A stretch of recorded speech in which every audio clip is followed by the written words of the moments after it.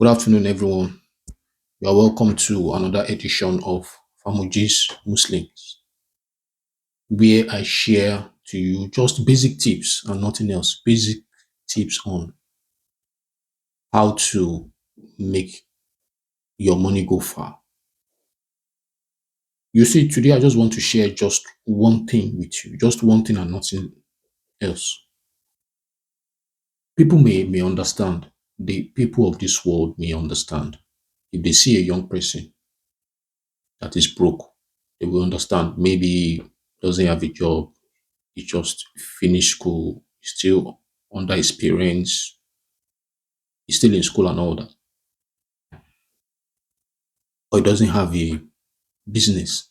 It can be anything. A young man that is broke is understandable. But a lot of people may not really understand if they see an old person that is broke. They may say, oh, that he spent all the money he made in his youth lavishly, or he spent it on parties or on frivolities, which more often than not is not actually the case. Okay. What I'm trying to say, and what I'm trying to drive at, is that we should be very, very conscious during our young ages, during our working lives, to ensure that we plan strategically and methodologically for when we we we plan to retire, and to ensure that if you are a worker, as you work every month, as you get paid every month, you allocate a periodic amount of money methodologically into your pension. Even the Bible says that it is good for a young man to bear the yoke in his youth. I think it's in Lamentations 3, verse 27. So what that means is that when you are young, plan for old age. And one of the ways, like I've said, that you can plan for old age is to ensure that periodically and methodologically, every month you move a certain percentage of your of the income in which you've been paid into your pension fund, and put it in investment vehicles to be invested over time for you. Now, the next question is, how much should I save every month into my pension and pot to be invested to when I retire?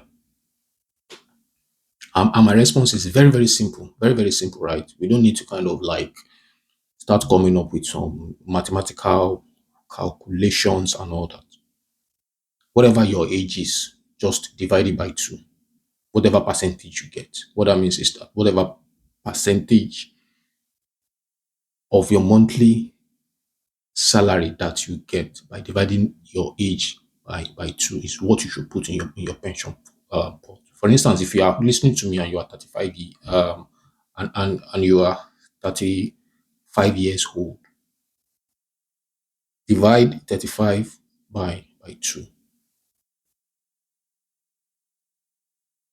and pay it into your pension pot. If you are 40 years old, what that means is that 20% goes into your pension pot. If you are 44 years old, that means 22% goes into your pension pot. If you are 30 years old, 15% goes into your pension pot. Very, very simple, and let it be invested over the years. You can see that the amount is smaller when you are young and higher when you are old. And the simple logic behind this is that when you are young, you pay less, and the amount in which you pay when you are as you kind of grow older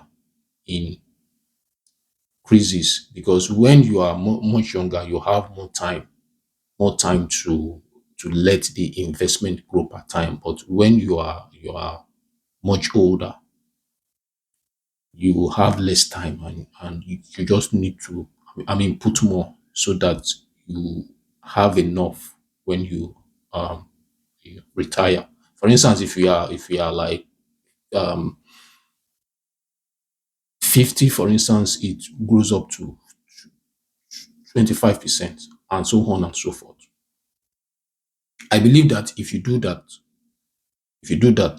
you will not um you will have like enough money saved up for retirement when you get there.